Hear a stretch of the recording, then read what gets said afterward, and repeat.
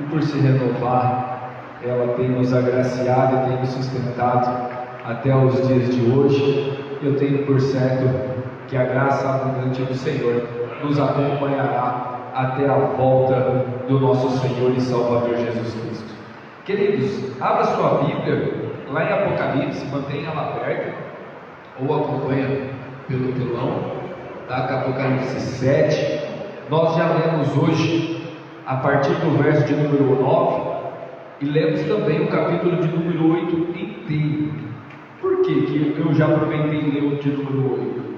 Porque o capítulo de número 7 nós gastamos 2 semanas falando acerca dos 144 mil e falamos também alguns motivos, né? Pode ter mais ou pode ter alguns semelhantes.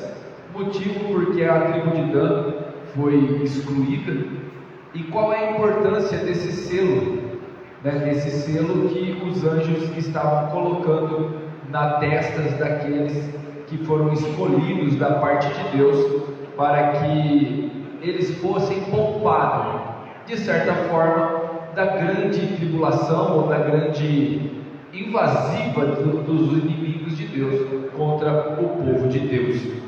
No capítulo 7, nós estávamos ainda, ou estamos ainda, dentro da abertura do 6º selo.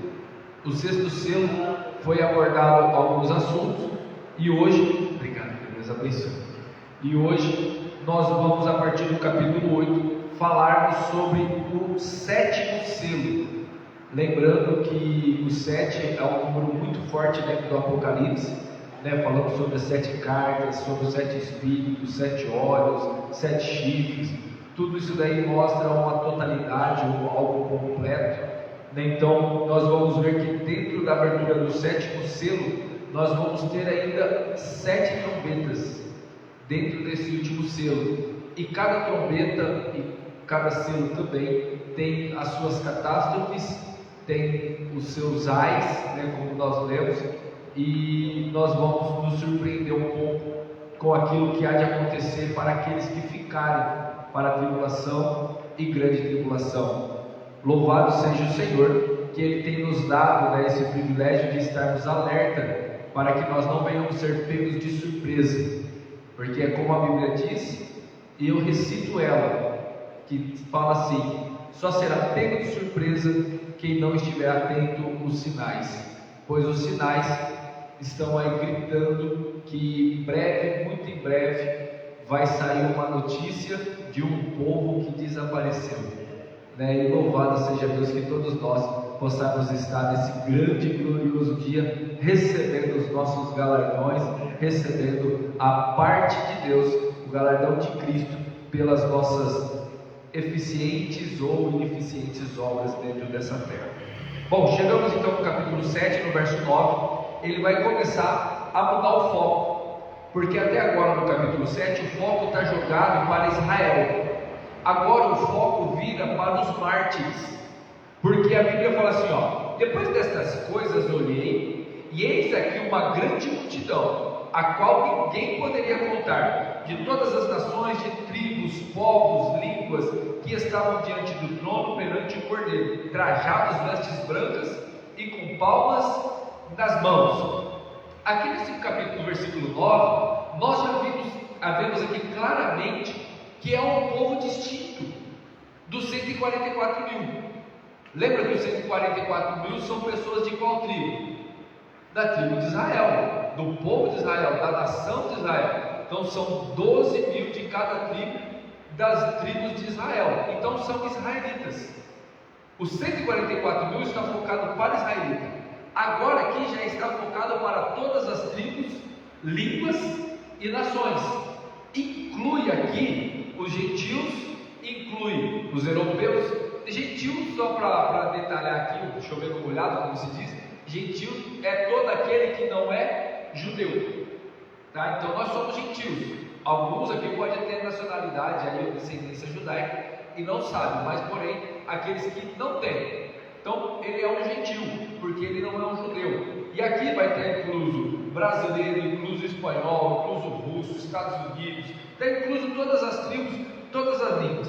E eles clamavam com grande voz, dizendo: salvação ao nosso Deus que está sentado no trono e ao Cordeiro, e a todos os anjos que estavam ao redor do trono, os anciãos e dos 4 animais, prostraram-se diante do trono os seus rostos e adoraram a Deus, dizendo: louvor e glória, sabedoria, ação de graça, honra, poder, força ao nosso Deus, para todo sempre. Amém. Não só os remanescentes que estavam com os vestes resplandecentes e com palma na mão adoravam a Deus, mas todo o exército celestial, todos os arcanjos, todos os serafins, todos aqueles que estavam diante do trono de Deus, tinham essa mesma função, esse mesmo objetivo. Qual era o objetivo? Antes de qualquer coisa, era de louvar e adorar o Criador. Esse período, desse exato momento, não está acontecendo na terra, mas está acontecendo no céu, está acontecendo nas mansões celestiais. E um dos anciãos olha para João e pergunta para João uma coisa. O que foi que ele perguntou para João? Olha lá: esses que estão vestidos de vestes brancas, quem são? E de onde eles vieram? Foi um anjo que pergunta para João, no verso de número 13. Quem é esses? Quem são esses aí? A pergunta aparente é de uma pessoa que não sabe, mas na verdade é uma pergunta retórica. Eles sabiam quem era, mas ele queria ver qual era a resposta de João, porque existem pessoas que respondem sem saber para mostrar que sabe. Você conhece pessoas assim? Que respondem sem saber para mostrar que sabe? E João já fala bem claro: Senhor, tu sabes. Olha lá o verso 14. E eu disse: Senhor, tu sabes. E ele me disse. Olha como que ele sabia quem que era. A resposta daquele que perguntou, verso 14: estes são os que vieram de grande tribulação e lavaram as suas vestes brancas e as branquearam no sangue do Cordeiro. Por isso estão diante do trono de Deus e servem de dia e de noite no seu templo. E aqueles que está sentado sobre o trono os cobrirá com a sua sombra. E qual é a promessa? Porque essas pessoas aqui que estão debaixo do trono, o texto deixa muito bem claro: esses daqui não são aqueles que morreram antes da volta de Cristo. Estes daqui são aqueles que morreram no período da tribulação e da grande tribulação. Só que esses camaradas aqui que foram para debaixo do trono são aqueles que não aceitaram ser subordinado pela besta, ser subordinado pelo falso profeta, não entraram dentro do sistema satânico, mas deram a sua própria vida, deram o seu próprio pescoço para de alguma maneira receber agora uma segunda chance para a salvação das suas almas. Esses daqui não farão parte da igreja, porque a igreja nesse momento está com Cristo lá nas bodas do Cordeiro, já está lá no céu, no Santo do Santo, aonde Deus está. Mas esses aqui estão indo para debaixo do trono, estão ficando lá debaixo do trono do Senhor, porque o trono agora está vazio, porque todos nós estamos nas bodas. Só que no período de 3 anos e meio de tribulação, mais 3 anos e meio de grande tribulação, muitas pessoas, nós vamos ver um pouquinho mais para frente, que são um número incalculável, até então nós lemos aqui, olha lá no verso de número 9: eis uma grande multidão com a qual ninguém podia contar. Então as pessoas que morrerão dentro do período tribulacional não é poucas, serão muitas pessoas, ao ponto de um anjo falar assim, de João falar que é um número incalculável. E essas pessoas não receberão o galardão que a igreja recebeu. A gritante diferença está aí. Se hoje eu e você morrermos, se nós morrermos, e no dia do arrebatamento formos transformados num corpo incorruptível, Lá no céu nós vamos receber galardões, nós vamos receber prêmios, vamos estar com Cristo aonde Ele estiver, poderemos ver Deus, o próprio Deus, o Criador, assim como Ele é, como disse João. Só que no caso desses daqui, não terá nada disso. Eles vão receber uma parcela. Qual é a parcela? No verso de número 16, olha lá: e nunca mais terão fome, nunca mais terão sede, nem o sol, nem o calor algum cairá sobre eles, porque o Cordeiro que está no meio do trono os apacentará, e lhes servirá de guia para as fontes vivas das águas, e Deus limpará dos seus olhos toda a lágrima. Qual é o galardão deles? Não ter fome. Por quê? Certamente morreram pela fome. No período da tribulação e grande tribulação, lembra da escassez que estava acontecendo e que vai piorar ainda a partir do versículo 8? Na verdade, a partir do versículo 9 vai ficar ainda mais estreito. Olha lá: nunca mais terão fome. Certamente tiveram fome.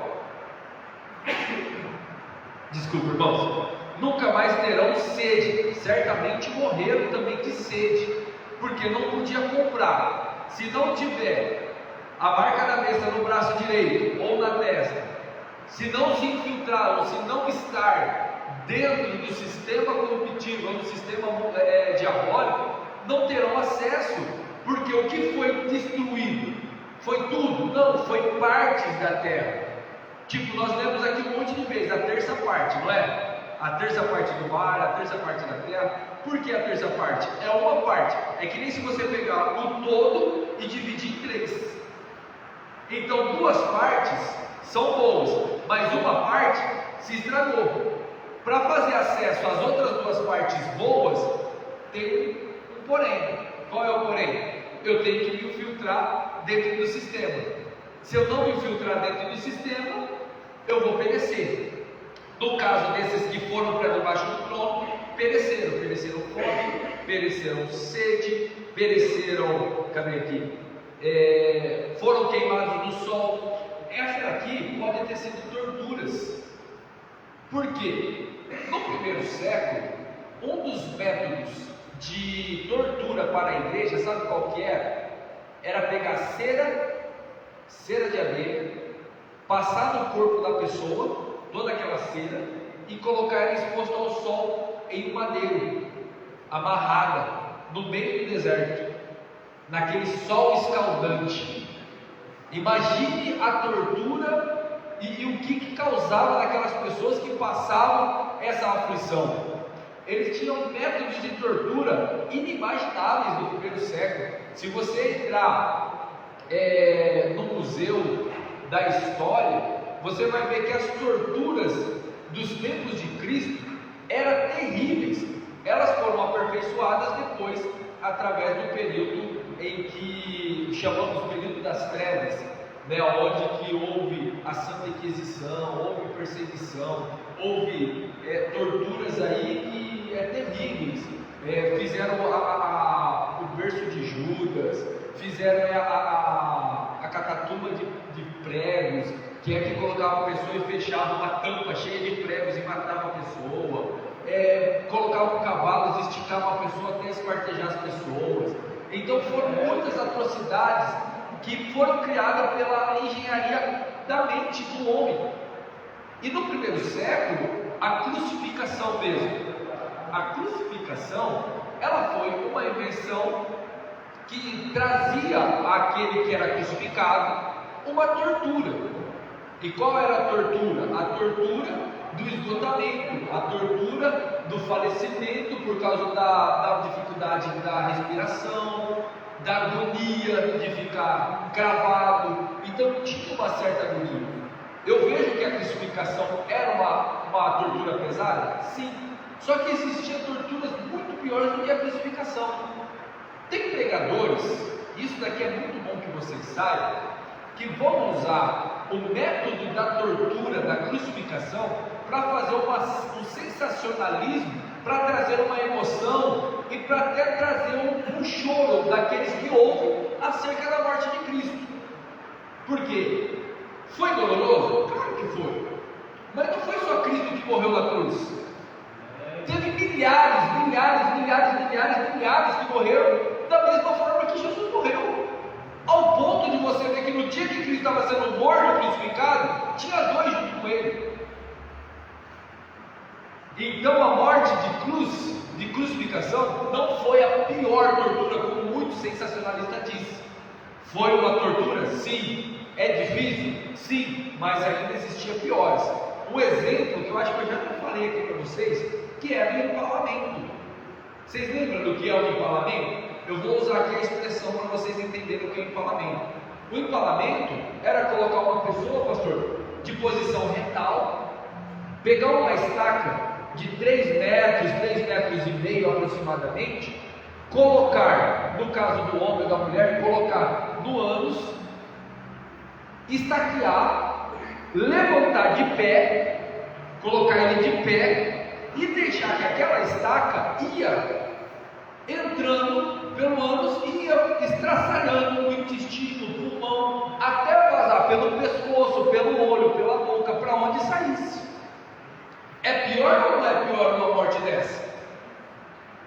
Profeta Isaías. Sabe como que o profeta Isaías morreu? A história diz, a tradição diz, que amarraram ele de ponta cabeça com as pernas abertas, pegaram um serrote e o serraram ao meio. Até chegar no meio do umbigo, que é onde que dá o início de falência, imagine a dor que ele não morreu, que ele não sentiu. Então existem muitos métodos de tortura, que eu não vou entrar muito nessa área aqui, porque tem muito assunto ainda para frente, mas existem muitos métodos de tortura que existem hoje, e que a Bíblia diz que no dia de tribulação e grande tribulação farão coisas que nunca foi feito na terra. Então vocês aqui já imaginam o grau de tribulação que será na tribulação, que é uma falsa paz, mas um período de grande tribulação que estará acontecendo, principalmente para aqueles que uma hora ouviu falar da graça e perdeu a chance de subir no arrebatamento e está ali. Imagina a cabeça daquele que teve a oportunidade de perdoar e não perdoou. Naquele momento, ali tipo, poxa, era só eu ter perdoado. Era tão fácil, era só eu ter perdoado. E naquele momento ele vai ver que o perdão não é difícil. Naquele momento ali da grande aflição, ele vai ver que o perdão era coisa simples de se fazer, que a pessoa se colocava um peso em cima de uma coisa que era fácil de se fazer.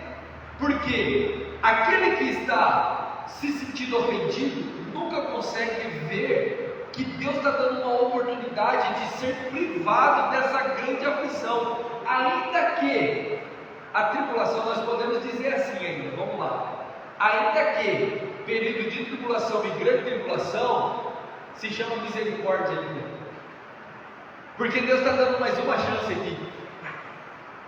Basta eu morrer da minha vida. Mas imagine a cabeça daquele que fala, bom, é só eu dar minha vida, mas eu não precisava nem da minha vida, eu poderia estar agora lá nas bodas do Cordeiro junto com o meu Senhor, e eu estou aqui agora sofrendo isso daqui, tendo que dar o meu próprio pescoço para eu receber um galardão que não chega nem perto da igreja. Para e pensa comigo, que terrível que vai ser uma tribulação psicológica que vai estar infernizando a mente daquela pessoa, e agora vai ter uma tribulação física que vai estar atormentando mais ainda, e tudo porque não aproveitou o período da graça. Então, irmãos, eu vejo que essa clareza do Apocalipse, ela é extraordinária nos nossos dias hoje. É de uma clareza tão grande que eu volto a repetir: só será pego de surpresa quem não estiver atento aos sinais. A Bíblia diz assim, ó: se hoje ouvires a voz do Senhor seu Deus, não endureçais o vosso coração. A nossa salvação está mais perto hoje do que quando aceitamos a fé. Então todos os dias a misericórdia de Deus tem se renovado e tem nos trazido uma esperança. Domingo eu disse algo e serviu para muitas pessoas que, graças a Deus, muitas pessoas me mandaram mensagem ou vieram conversar comigo falando: pastor, eu estava lá no fundo do poço, Mas o bom de chegar no fundo do poço é o seguinte, que o único caminho agora é para cima. E Deus lançou a corda da misericórdia para tirar vocês do poço. E nós, quando nós achamos que está tudo bem, é aí que nós temos que agarrar nessa corda da misericórdia e não soltar ela de maneira nenhuma, porque o poço é fundo. E às vezes, dependendo do tombo, é morte. Se eu reconhecer que eu estou no fundo do poço, é sinal que eu estou vivo. Então existe esperança, existe graça ainda, existe condição de eu simplesmente me arrepender, simplesmente perdoar e ter a absoluta certeza de que se eu estiver em Cristo, eu estarei com Ele naquele grande e glorioso dia, sendo livrado de todas essas pestes. Porque olha só, você já viu aquele pregador que fala assim: Deus vai enxugar dos seus olhos toda lágrima? Eu não quero não. Daqui, porque olha só o período que vai ser enxugada a lágrima. Vai ser enxugada a lágrima daqueles que ficaram na tribulação e grande tribulação. E Deus enxugará dos seus olhos toda a lágrima. Gente, é só ler o texto. Deus está falando aqui que vai limpar os olhos de quem está chorando no período da tribulação e da grande tribulação. A igreja, ela não precisa de ter lágrimas enxugadas. A igreja, ela tem que estar contente em tempo e fora de tempo, porque só pela a misericórdia e a graça já é motivo de felicidade. Mesmo não tendo nada, mas tendo a graça, não é motivo para choro. Irmão, quando você estiver triste, lembra da graça, que a sua tristeza vai se tornar em alegria. Isso daí é graça. Então Deus vai enxugar dos olhos aquele que ficou. E essa palavra vai se repetir lá em Apocalipse 21:4. Também vai falar que Deus vai limpar dos olhos toda lágrima a hora que Ele apresenta outra situação. Então, nós entendemos aqui que os remanescentes terão uma chance. Lembrando que existem várias linhas de interpretações, tá bom? O que são detalhes. Os pilares é de que a igreja vai ser arrebatada. Se é antes, no meio ou depois, isso é detalhe. Nós, Assembleia de Deus, acreditamos que esse período aqui, piamente, será no período de tribulação e grande tribulação, que a igreja não estará aqui, e que esse período aqui de salvação, ou de misericórdia no caso, será para aquelas pessoas chamadas remanescentes. Remanescentes são aqueles que negaram as obras satânicas, deram a sua própria vida, então subiram para o trono, debaixo do trono, que Deus tem algo separado e à parte para eles. Tá bom? Deu para entender aqui esse capítulo de número 7? Deu para compreender? Ficou alguma? Não, dúvida eu sei que tem, eu também tenho um monte aqui ainda, né? Mas deu para compreender um pouquinho melhor, né, do que se deixasse só na leitura. Então encerramos o capítulo de número 7. Vamos entrar agora no capítulo de número 8. O capítulo de número 8, irmãos, nós vamos iniciar a abertura do 7º selo. Lembrando que era 7 selos que João viu. Desses 7 selos nós falamos dos 6. Só que agora, dentro desse 7º selo, nós vamos falar de 7 taças. 7 taças. Essas taças são juízos de Deus para a terra no período da grande tribulação. Tudo que nós falamos até agora encaixou dentro do período tribulacional. 3 anos e meio de falsa paz ali, em tribulação. Agora a mamona começa a estreitar um pouco mais e apertar um pouco mais. Aonde é que eu compreendo isso? Você lembra aqui no capítulo de número 7, no verso de número 2, diz assim, ó: e viu outro anjo subir do lado do sol nascente, e que tinha o selo de Deus vivo, e clamou com grande voz aos 4 anjos, a quem foram dado o poder de danificar a terra e o mar, dizendo: não danifiqueis a terra, nem o mar, nem a árvore, até que haja selado nas suas testas os servos do nosso Deus. Lembraram dessa passagem? Desse ponto? Nesse momento, para de danificar a terra. Aí Deus vai lá, sela, os 7 anjos, dá a revelação aqui dos mártires, e agora no capítulo 8, que ele vai começar a abrir o selo de novo, e a partir desse período, foi-lhe dado ordem para que os anjos continuassem a danificar a terra. Olha só o verso de número 4 do capítulo 9.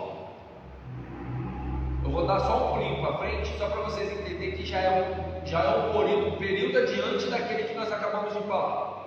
E foi-lhe dito que não fizesse dano à erva da terra, nem a verdura alguma, nem a árvore alguma, mas somente os homens que não têm na sua testa o selo de Deus. Deu para entender aqui? Agora nós já estamos nesse período que os anjos foram liberados para continuar fazendo aquilo que eles tinham ordem de fazer. E como isso vai começar? Através do derramamento de cada taça. Olha só o verso 8. E havendo o 7º selo, e aberto o 7º selo, fez silêncio no céu por quase meia hora. Irmãos, imagine um lugar, vamos assim, imagine que você, num lugar maior que você foi, com maior quantidade de pessoas. Imagine um show, um estádio, uma igreja, Maracanã,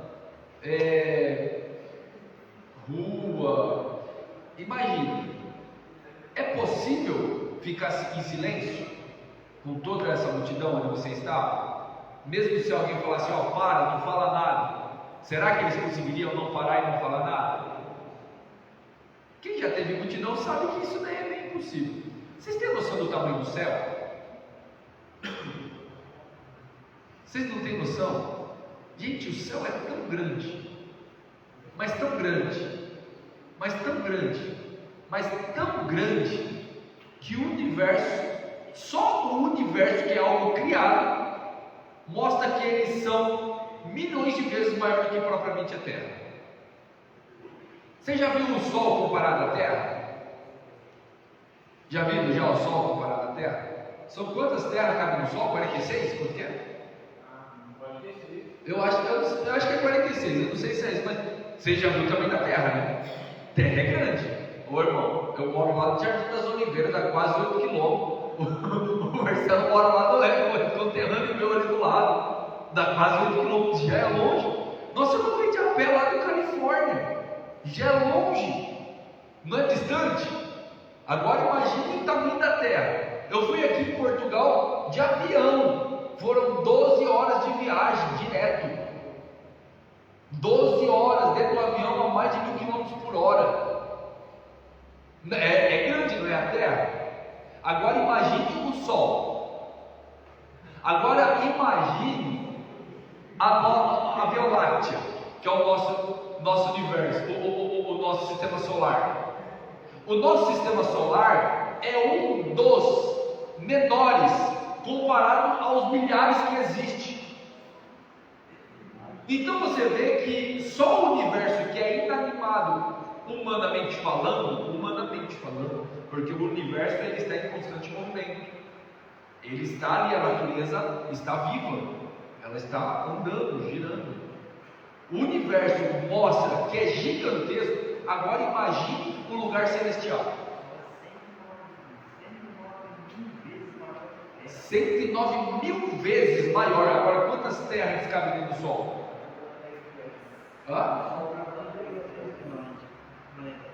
1,3 milhão. Nossa, errei feio. Olha, Saturno, sei lá qual que é. Eu vi alguma coisa de 46 terras, agora eu só não sei onde que é. Mas aí você já viu que eu errei feio aqui, né? Olha, ainda bem que não é na minha área esse feio aí. Mas vocês veem o tamanho. Agora aqui no céu, irmão, no céu assim, não, são milhares de milhares, milhões de milhões. Do céu caiu uma terça parte dos anjos. Uma terça parte dos anjos. E existe milhões e milhões de demônios que rodeiam, de anjos que caíram. Irmãos, é um cálculo muito gritante, é muito extraordinário. Só que ainda assim, se fez silêncio no céu por quase meia hora. Que é isso? Temor. Que é isso?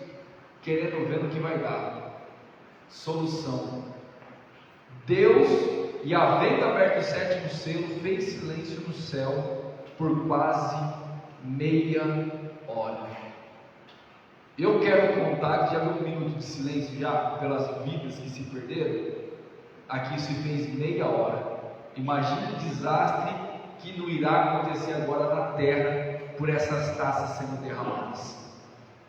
E viu os sete anjos que estavam diante de Deus, e foram-lhe dadas 7 trombetas. E veio outro anjo e pôs-se junto ao altar, tendo um incensário de ouro, e foi-lhe dado muito incenso para o pôr com as suas orações de todos os santos sobre o altar de ouro que estava diante do trono. E a fumaça do incenso subiu com a oração dos santos, desde a mão do anjo até diante de Deus.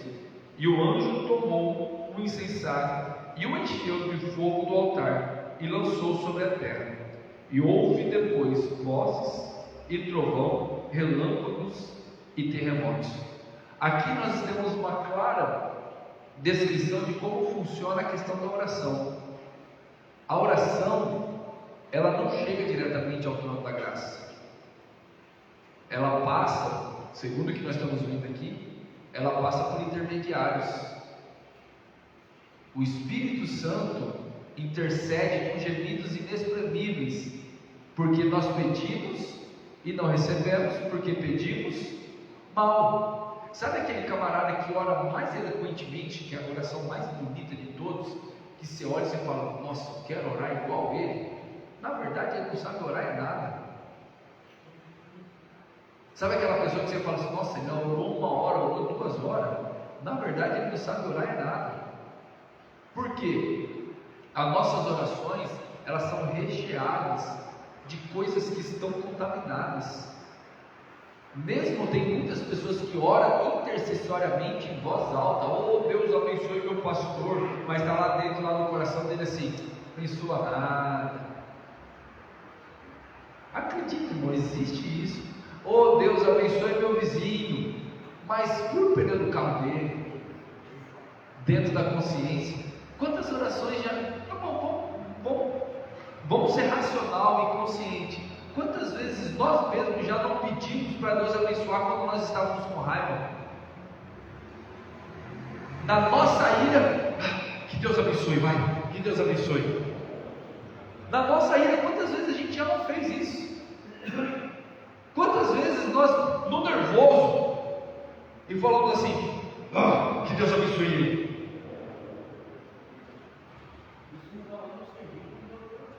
Exatamente. Quantas vezes, e você acha que esse tipo de oração ou de bênção chega como incenso na narina de Deus? Chega nada, irmão. O Espírito Santo intercede. Charles Spurgeon, que é considerado o príncipe dos pregadores, ele dá uma narrativa de como funciona a oração, baseado nesse texto. Ele fala o seguinte: a oração é como se fosse uma carta escrita por uma pessoa que não tem gramática, e ela tem amizade com o governador desse reino. Só que essa carta ele envia para o rei.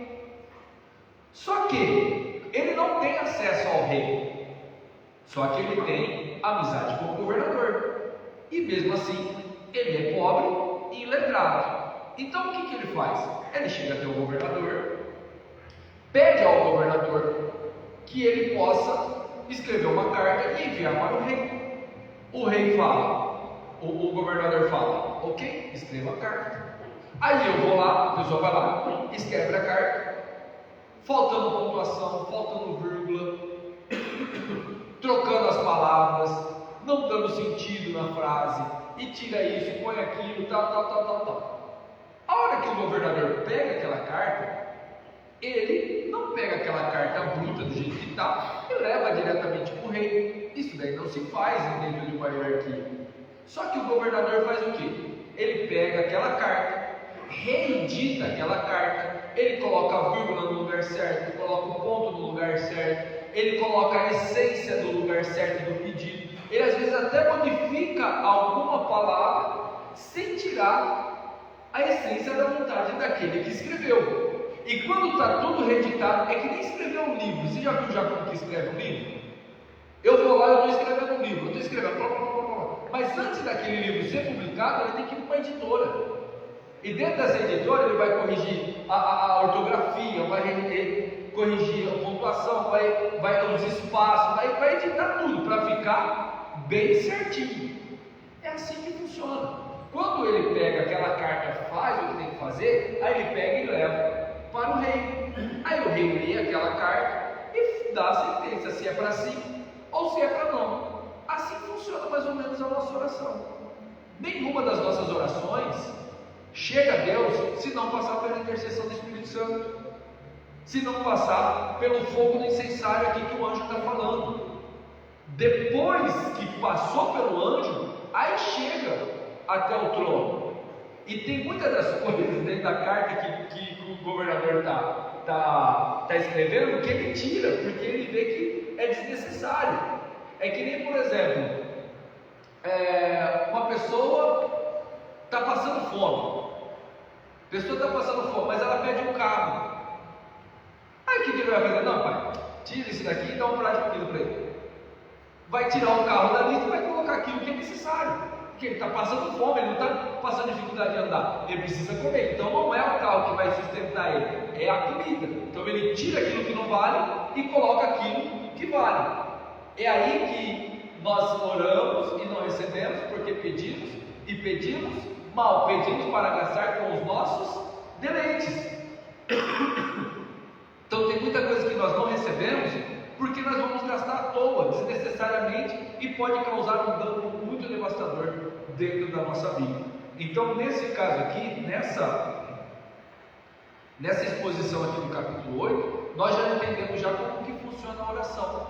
A oração, ela sempre vai passar pela intercessão do Espírito Santo. Romanos diz que o Espírito Santo intercede com gemidos inexprimíveis. É Ele que interpreta, é Ele. Às vezes você não consegue nem orar, só chorar, mas o Espírito Santo vai lá e intercede e dá a ênfase naquilo que você está precisando. Tá bom? Deu para entender aqui? Verso de número 6. Agora nós vamos entrar nas 4 primeiras trombetas. Eu estava falando das taças, não são taças, são trombetas, desculpa. As 4 primeiras trombetas, essas trombetas aqui anunciam a destruição vindoura. E os 7 anjos que tinham as 7 trombetas prepararam-se para tocá-las. O primeiro anjo tocou a sua trombeta, e houve saraiva e fogo misturado com sangue, e foram lançados na terra, e queimou-se a terça parte das árvores, e toda a erva verde foi queimada. Vemos aí começou já uma destruição novamente pelas árvores, abaixando então agora o índice aumentando agora o índice de poluição dentro da terra. Vamos começar a ter de novo problemas respiratórios, problemas dentro do pulmão. Vai começar agora os enfermos aumentarem cada vez mais, o medo começar a cada vez mais contra os moradores da terra. O segundo anjo tocou a trombeta e foi lançado no mar, uma coisa como um grande monte ardendo em fogo, e tornou-se em sangue a terça parte do mar, e morreu a terça parte das criaturas que tinham vida no mar, e perdeu-se a terça parte das naus. Irmão, um dos grandes responsáveis, globalmente dizendo, sobre o comércio está nos navios, está nas naus. Se acabar os navios hoje, o mundo entra em colapso. Tem coisa que faz o Brasil girar que vem lá na Rússia. Tem coisas tem comida que alimenta o Japão que sai daqui do Brasil. E tudo isso é por aventura navio. Então as naus vai trazer um grande desastre agora econômico. Então aquele que é rico vai oprimir cada vez mais o pobre. Aquele que tem mais poder, vai impor cada vez mais sobre aqueles que não têm. E geralmente o crente sempre é aquele que se lasca. O crente é sempre aquele que é pobre. Pode ver, são poucos crentes ricos. São poucos crentes aí que conseguem sustentar aí milhares de pessoas. Geralmente é tudo ímpio. O crente trabalha uma grande parte. São poucos milionários que são crentes. Crente que eu digo que são crentes mesmo. Não que tem fachada. Fachada tem um monte. Hoje em dia até o papagaio é crente, né? Tem cachorro que é crente, tem tudo, tem animal que é crente, que vai lá. Outro dia eu vi até as baleias cantando lá. Então tudo virou crente, mas que são crentes de verdade mesmo, salve e guarda aí que eu conheço, não dá para contar nos dedos. E os crentes que são ricos, que têm posse, não ajudam os irmãos? Que são líderes de igreja, não ajudam os irmãos? Eu quero ver o pastor presidente tirar daquilo que é dele para dar para os pobres. Quero ver. Eu faço. Não, eu falo até para pagar e falo, quero ver. Exatamente. Porque tem um monte de pastor presidente aí que tem, que ganha, que aflição que esse povo tem. Fala para mim que tem aflição. Vai. Fala que é dificultoso trabalhar na igreja. Vai dar uma marreta de 5 quilos na mão, bater o dia inteiro no meio do sol, pegar uma enxada e ir para a roça, depois vir dirigir a igreja. Aí vai ver só que é fácil, que é difícil. Chamar de Deus é para outras coisas. Mas se os nossos próprios líderes não têm culhão para fazer isso, agora imagine o ímpio. Você acha que o ímpio pensa no próximo? Pensa nada, irmão. Ele pensa no próximo porque está dando benefício para ele. De alguma maneira, ou é status, ou é algum retorno, alguma coisa. Agora, crentes, como no primeiro século, irmãos, eu acho que nunca mais vai ter. Lembra lá de Atos, capítulo 3? E tudo era comum, porque eles vendiam as suas propriedades e dividiam entre os irmãos, para que ninguém tivesse necessidade. Era tudo em comum. Alguns podem usar que a doutrina que foi usada naquela época trouxe empobrecimento para a igreja, sim, mas ainda assim o sentimento era verdadeiro. O sentimento não estava no bem, estava no próximo. O sentimento não estava em adquirir, estava em ninguém ter dificuldade. Hoje em dia, salve poucos que pensam dessa forma, mas comunidade, igreja, como naquela época, pelo menos aqui na nossa região, não vai ser fácil achar não. Você acha um ou outro que tira lá daquilo que é dele e reparte um pouquinho que tem e ajuda. Isso daí sempre vai ter. Mas uma comunidade fazer isso, e aqueles que têm posse fazer isso, até hoje eu acho que eu nunca vi alguém falar assim para mim, eu vendi minha casa e ajudei muita gente. Eu tinha 2, eu vendi uma e comecei a ajudar um monte de gente. Porque tem gente que não tem casa de 1 milhão. Se eu tenho uma casa de 1 milhão, tenho 2 casas de 1 milhão. Se eu vender uma, eu tenho 1 milhão. O meu trabalho me sustenta. Com 1 milhão eu consigo ajudar muita gente. Será que nós conseguimos pensar desse jeito? Eu falo por mim mesmo, entendeu? Não estou falando, o pastor está falando, não, eu falo por mim mesmo. Será que eu pensaria desse jeito se eu tivesse também? Então, graças ao bom Deus, que eu tenho que trabalhar pelo pão do cada dia que eu preciso, porque eu não vou ficar preso a essas coisas. Talvez seja até por isso que Deus não nos enriquece, porque talvez nós desviaremos os nossos pensamentos. É melhor eu ir para o céu ganhando o salário mínimo do que ganhar o mundo inteiro e perder minha própria alma, como disse Jesus. Bendito seja o Senhor.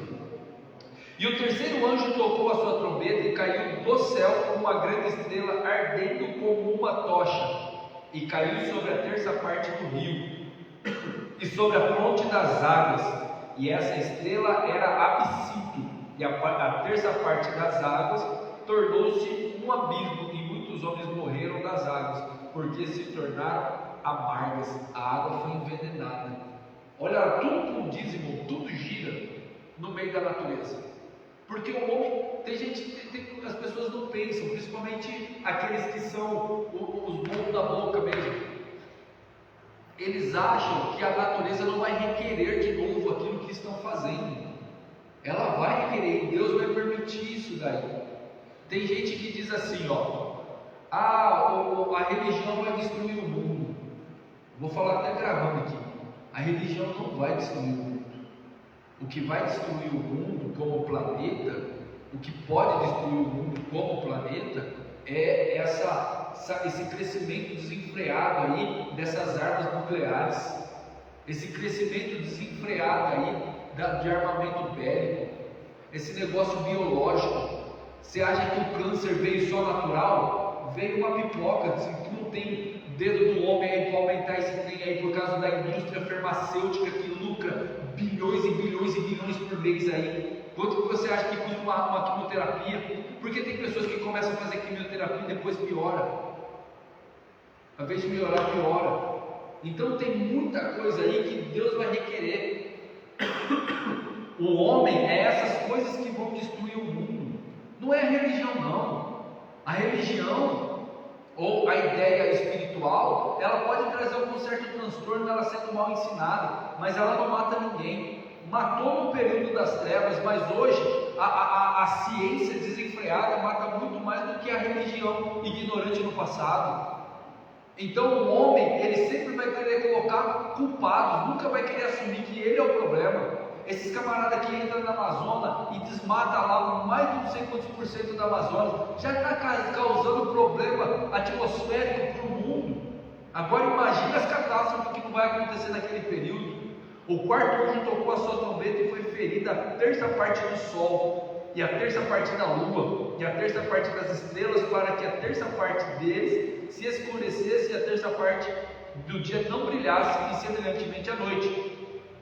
Até o sol vai ser prejudicado por causa do pecado do homem. Tudo isso daqui é consequência do pecado. Consequência do pecado. Ah, mas foi Adão que pecou. Tudo bem, foi Adão que pecou, mas você caiu sobre nós. Nós sofremos por conta do pecado. Só que aquilo que eu falei, e vou repetir, ainda nós temos a graça. Ainda nós temos o momento. Nós temos a chance de, pela misericórdia e graça de Deus, ser livrados de tudo isso daqui. Que Deus pode nos guardar, que Deus nos guarde de participar por esse período. Porque ainda que essas 4 primeiras trombetas aqui sejam devastadoras, a própria Bíblia diz que o problema em si não está nelas. O problema está depois delas. Olha lá. E olhei e ouvi um anjo voar pelo meio do céu, dizendo com grande voz: ai, ai, ai, dos que habitam sobre a terra, por causa das outras vozes da trombeta, dos 3 anjos que estão por tocar. Irmãos, agora a partir do capítulo 9, nós vamos ver coisas que vai assustar. Você vai ver que a morte vai fugir do homem. O homem vai tentar se matar e não vai conseguir, porque a morte vai fugir dele. Vai cair estrela com uma chave na mão e ela vai abrir um poço.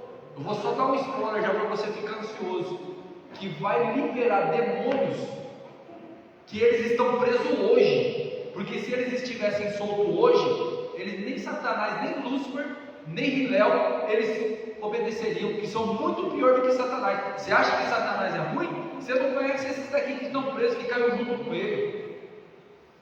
Então, irmãos, a partir do capítulo 9, nós vamos ter imagem. Põe aquela imagem lá, tu. Olha só o bichinho que nós vamos encontrar no capítulo 9. Não assusta não, hein? É só uma semelhança, tá? Só para vocês entenderem o grau. Olha lá. Isso daí é ilustrativo, tá bom? Só uma imagem ilustrativa só do que está escrito no capítulo 9, que é o bichinho que vai sair do poço e vai atormentar a terra.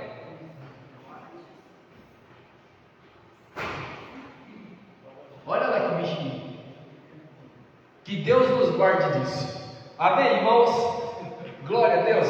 Então sai gritando aí para todo mundo não perder semana que vem, que que vai assustar um pouquinho. Quem sabe não traz uma consciência, né? Sim, é semelhante, né? Semelhante, o escorpião. Semana que vem eles vão ver esses detalhes minuciosos dentro desses animais. E esse daí é escute isso, esse daí é da fumaça que vai sair. A fumaça ali está simbolizando a quantidade disso daí. Então são milhões de milhares de milhares de milhões que vão sair. E lembra que nós lemos aqui? A ordem foi o quê? De não danificar a erva, não danificar o bosque, mas somente os homens que não tenham o selo de Deus. Então, irmãos, o negócio vai ser terrível para quem ficar. Então só fica quem quiser. Amém? Então, glória a Deus. Irmãos, amanhã haverá então ensaio com os nossos jovens, oração e escola com eles. Na sexta-feira, escola bíblica noturna, esteja aí todos. Nós estamos prestes a encerrar. É eu que vou dar aula de novo. Tá? Então